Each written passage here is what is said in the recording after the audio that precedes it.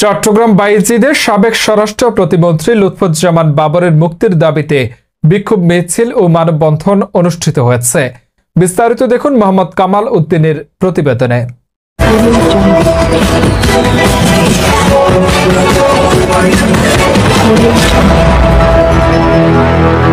বাংলাদেশ জাতীয়তাবাদী দল বিএনপির নেত্রকোনা ৪ মদন মোহনগঞ্জ খালিয়াজুরি সংসদীয় আসনের সাবেক স্বরাষ্ট্র প্রতিমন্ত্রী লুৎফুজ্জামান বাবরের নিঃশর্ত মুক্তির দাবিতে চট্টগ্রাম বায়েজিদ বোস্তামি এলাকায় মানববন্ধন কর্মসূচি অনুষ্ঠিত হয়।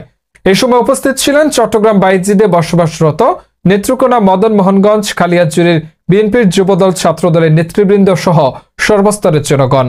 এ সময় বক্তৃতা রাখেন মদন উপজেলা যুবদলের সাবেক সদস্য মোহাম্মদ সুবল মিয়া, মদন উপজেলা বিএনপির সদস্য মোহাম্মদ তৌহিদ মিয়া, মোহাম্মদ সামাদ তালুকদার, মোহাম্মদ কামাল উদ্দিন, মোহাম্মদ রুস্তম মিয়া।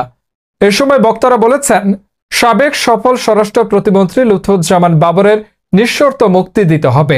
তিনি স্বৈরাচার আওয়ামী লীগ সরকারের আমলে 17 বছর যাবৎ কারাবন্দী, নির্যাতন, নিপীড়নের শিকার হয়েছে। তারপরও দেশ ছেড়ে পালিয়ে যাননি। দেশপ্রেমিকরা যত ঝড় তুফান আসে না কেন তারা কখনো পালায় না। অবিলম্বে লুৎফুজ্জামান বাবরকে যদি মুক্তি দেয়া না হয় আরো কঠোর কর্মসূচির হুঁশিয়ারি দিয়েছেন বক্তারা। আর উপস্থিত ছিলেন মোহাম্মদ জিয়া রহমান, মোহাম্মদ আনিস, মোহাম্মদ সুরাব, মোহাম্মদ রুবেল, মোহাম্মদ মিলন, মোহাম্মদ মনিরুল ইসলাম, মোহাম্মদ সানোয়ার হোসেন সানা, মোহাম্মদ মিলন, মোহাম্মদ রফন মিয়া, মোহাম্মদ সুজন, মোহাম্মদ সাইদুল সহ আরো অঙ্গ সংগঠনের নেতৃবৃন্দরা। আমাদের বাংলার মাটির মানুষ দীর্ঘ 17 বছর ধরে জেল হাজতে আছে মিথ্যা মামলায়। আমাদের সেই প্রান্তীয় নেতা মুক্তি দাবিতে আমাদের আজকের এই মানববন্ধন। আজকে অনেক দিন ধরে মিথ্যা মামলায় অনেক কিছু আমাদের আমাদের সেই প্রান্তীয় নেতা দাবিতে আমাদের প্রান্তীয় সেই নেতা মাটি বাংলার মুক্তির দাবিতে আমাদের আজকের এই মানববন্ধন। মদন মোহনগঞ্জ কালীজুড়ি আসনের আমার মামুর ভাই নির্দিষ্ট মামলা আজকে এই আওয়ামী লীগের সরকার বন্দি কারাগারে আটকিয়ে রাখিয়ে আমরাকে বাড়ি ছাড়া করছে, ঘর ছাড়া করছে।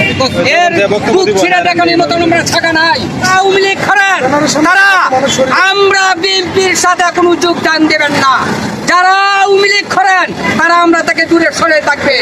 আজকে আমরা যারা বিএনপি করি 2-4-10 জন যারা আছি তারাই আমরা বিএনপি করব। আমার বাপ খেলা, আমার ভাই খেলা আজকে আওয়ামী লীগ করেছে, আজকে আমি বিএনপি করি।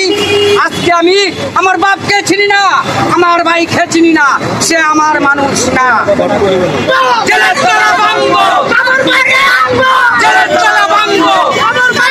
মাটি বাংলার মাটি ও মানুষের প্রিয় নেতা লুৎফুজ্জামান বাবর ভাইয়ের মুক্তির দাবিতে যদি লুৎফুজ্জামান বাবর সত্যি অপরাধী হয়ে থাকতো, আজকে দেখেন আওয়ামী লীগের মতো এত বড় একটি অঙ্গ সংগঠন সেটি দেউলিয়া হয়ে গেছে, কোনো নেতার অস্তিত্ব পাওয়া যায় নাই, কারণ তারা অপরাধী।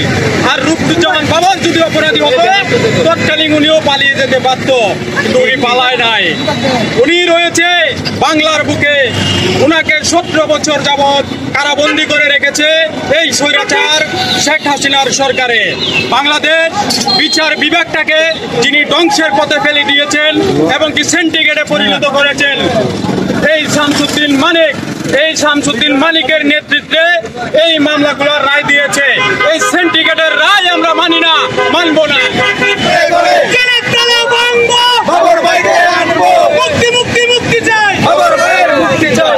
এই বিচার বিভাগকে সেন্টিগ্রেডে পরিণত করার পিছনে কাদের হাত ছিল আপনারা জানেন। রাতের আধারে যারা শাহবাগ চত্বরে গণজাগরণ মঞ্চ তৈরি করেছিল, আর প্রত্যেকটা স্লোগানে আপনারা দেখেছেন এদেশের আলেম ওলামাদেরকে ফাঁসির দাবি তুলেছিল। আপনারা দেখেছেন চট্টগ্রামের গণমানুষের প্রিয় নেতা ঢাকা চৌধুরীকে ফাঁসিতে ঝুলানো হয়েছে ওই গণজাগরণ মঞ্চের কারণে। বিচার বিভাগটাকে সেন্টিগ্রেডে পরিণত করার পিছনে ওই গণজাগরণ মঞ্চের ভূমিকা ছিল। ওই ডাক্তার ইমরানের সরকারকে চাষাবাদ করতে হবে আইনের আওতায়। কেন ওই গণজাগরণ মঞ্চ ছিল? তার উদ্দেশ্য কি ছিল? এদেশের দেশপ্রেমিক নেতাদেরকে গাহিল করার জন্য? আমরা জানতে চাই। আপনারা দেখেছেন 2024-এর আন্দোলন, বিপিনুরুল হক নুরকে, বিএনপির সিনিয়র নেতৃবৃন্দ যারা ছিল তাদেরকে গ্রেপ্তার করেছে এই আওয়ামী লীগ সরকার। বলেছে কি ওই বৈষম্য বিরোধী আন্দোলনের ছাত্রদেরকে নাকি তারা হত্যা দিয়েছে, পাওয়ার দিয়েছে। সম্পূর্ণ মিথ্যা। শুধু রুহুল কবির রেজভী সহ, আমির খসরু মাহমুদ সহ, বিপিনুরুল হক নূরকে সহ গ্রেপ্তার করেছে তারা। এখন তারা যদি গ্রেপ্তার করতে পারে, আমরাও বর্তমান সরকারকে বলতে চাই সেই তৎকালীন গণজাগরণ মঞ্চ তৈরি করে যে সমস্ত মামলার রায় করে দিয়েছে সম্পূর্ণ প্রত্যাহার করতে হবে এবং কি অবিলম্বে লুৎফুজ্জামান বাবরকে মুক্তি দিতে হবে। বিগত সরকার আমলে যে অত্যাচার নির্যাতনের কারণে সাধারণ মানুষ পর্যন্ত সারা বাংলাদেশের নিজেদের ন্যায্য অধিকার নিয়ে, ন্যায্য দাবি নিয়ে দাঁড়াতে পারে নাই। কিন্তু আজ এই আওয়ামী লীগ স্বৈরা শাসনের পতনের পর এ দেশের আনসার থেকে শুরু করে রিক্সাওয়ালা পর্যন্ত নিজেদের দাবি আদায়ের জন্য মাঠে নেমেছে। বিবেককে যারা ধ্বংস করেছিল, বিচারপতি এইচ.এম. শামসুজ্জামান মালিক সহ সকলকে আইনের আওতায় এনে শাস্তি দিতে হবে। আসসালামু আলাইকুম। বাংলা মদন মোহনগঞ্জ কাইলেজুরি আমাদের 3 জেলা স্বরাষ্ট্রমন্ত্রী বাবর সাহেবের মানববন্ধ আজকে অনেক দিন ধরে কর্মসূচি করতেছি। আমরা আবার করবো, আমরা উনার মুক্তির দাবিতে আমরা মানববন্ধন করবো। আমরা রাস্তায় আছি, মাঠে থাকবো। কে বলে জিয়া নাই,